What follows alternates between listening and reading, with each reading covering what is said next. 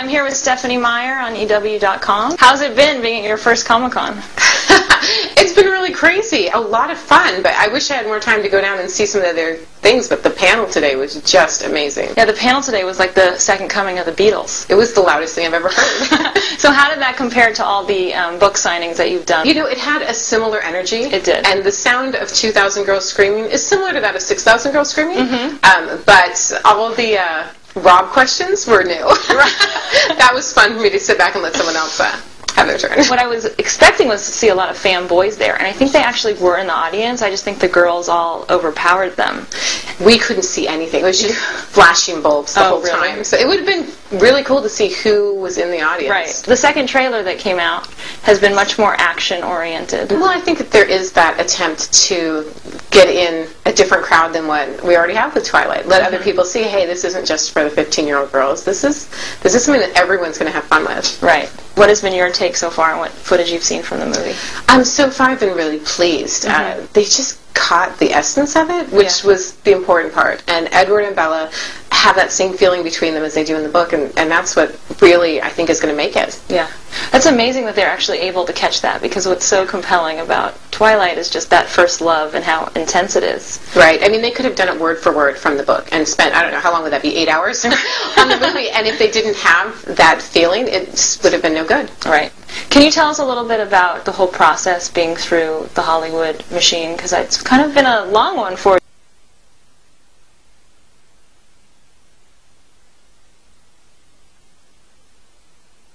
And there was a few starts and stops before. Oh, I think other people have had it worse, but, you know, when this got started, the first time I was looking into doing a movie possibly was 6 months before Twilight was ever out.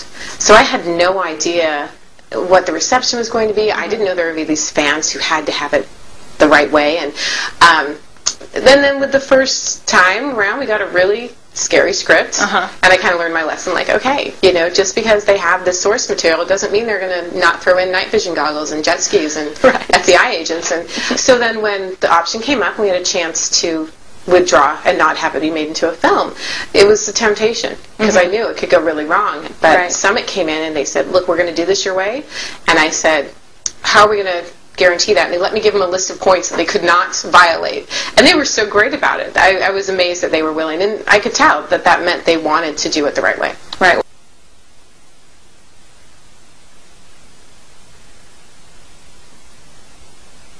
Right. Well, that would have changed everything think about that panel today. I mean, those fans could have started a riot. I can't imagine how that would have gone. Yeah.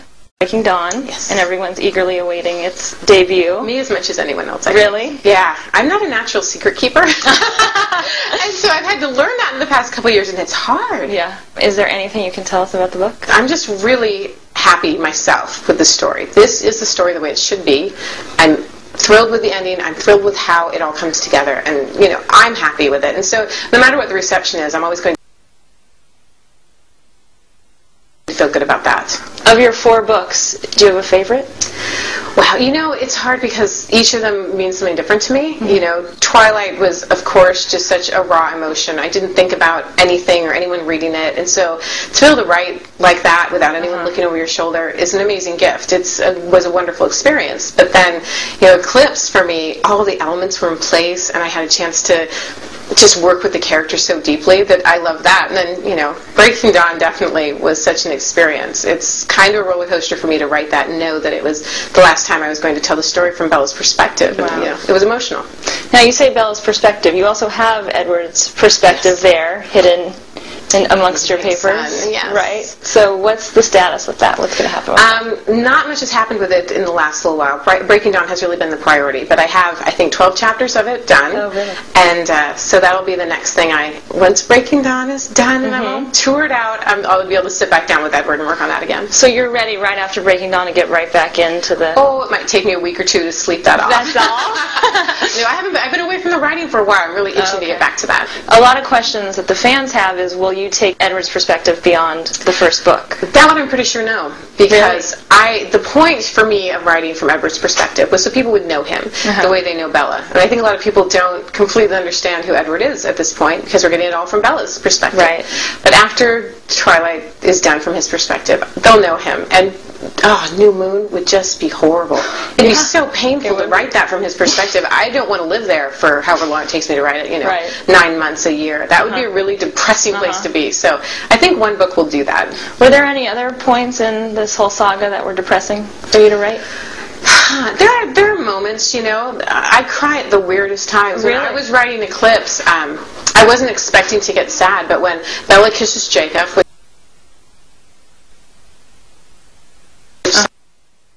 huge fan of it. It was a really incredible thing to write. The experience of writing it was great. And she sees that vision of what her future could be if she chose differently. And she sees her 2 little children running away from her. I get misty just thinking about it right now. That was a really hard thing to write. Him read part of his perspective. Oh, Rob? Rob, yes. Yeah, I gave him everything I had done. Both he and Catherine saw it. I just, as we were getting into it and they were starting to film, I wanted them to know every single thing about it that could help them make it feel right. And Rob and I got in a great discussion about it because he took it a little darker than I intended it, and we just sat there and argued over Edward's feelings towards Carlisle and Edward's feelings. It was really fun. That's interesting. Yeah, he's definitely internalized that character in a big way. I mean, he's very serious about a character when he gets into it. When he's Rob, he's just Rob, and he's funny, and then all of a sudden he switches into Edward, and it's kind of an amazing transformation to watch. Now, is he how you visualized Edward? Surprisingly, yes. Really? Because when I first saw pictures of him and they said, "Oh, hey, we think Rob Pattinson's the way to go," and I looked at them, I said, "There's something kind of vampiric about him. His facial features are so strong, and I can see it. He'll do a good version of Edward." And then they got him into makeup, and the first time I saw him on the set and watched him shift into Edward mode, I was just breathless because he started looking like Edward the way I see him in my head. Wow. And I was not expecting that. I did not expect to see that at all, and so I was thrilled. That's amazing. He's Edward, yes! It was wonderful. And what about Bella and Kristen? Kristen's great. I was a little worried at first because she can be such a bombshell. She's gorgeous. And I really see Bella as being more girl next door. And I'd seen her in things where she's blonde and beautiful, and so I was worried. And then again, the makeup was great. They just made her look so soft, and they brought out this innocence in her that I hadn't seen in other roles, and it was really beautiful. And at the same time, she kind of does look shyer and mousier, and her voice, she just sounds like Bella does in my head, which I love. Really? Wow. Now, did you have input in some casting decisions? A little bit. They ran things by me. I didn't want to interfere too much because they know what they're doing. They're seeing the auditions. I'm not. There was only really one occasion where I put my foot down, and they were great about it, and it's worked out wonderfully. Oh, good. Yeah. And you're not going to tell us what that is?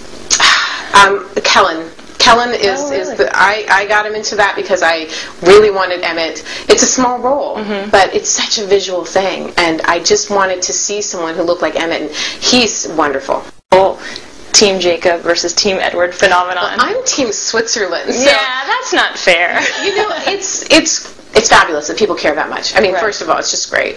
Every now and then, I gotta admit, I'm in a signing and someone comes through and says, "I hate Jacob Black. Why don't you kill him?" It's like they're talking about my kids. It hurts. I bet you it hurt. Did you ever have any idea in your wildest dreams that this would become such a huge phenomenon? No. And I keep thinking, okay, this is it. Like today, all those people screaming, this is the pinnacle. This is the moment. And then things keep happening. I thought that last year when Eclipse came out and hit #1, I'm like, this is crazy. This is the moment. Live it.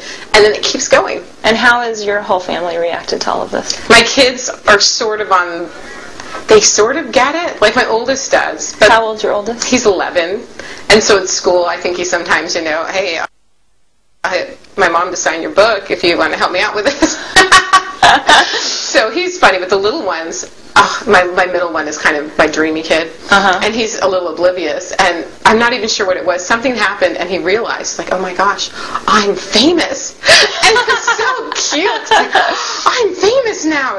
It's hilarious. Well, that's what's been so interesting too, is your whole interaction with all the fans online and with your website too. They're very enjoyable people. I mean, there are moments where you're just like, okay, guys, calm down. Right. You're going to love Rob. In 3 months, you're going to be worshiping him. So, just chill. But they're excited. They're passionate. They get behind it 100%. It's hard not to be drawn to that. And so if you had a chance to walk the Comic-Con floor, since you are here, the geek side of you, what would you be looking for? First in line for Joss Whedon, Dr. Horrible. Oh, I so wanted to go to that.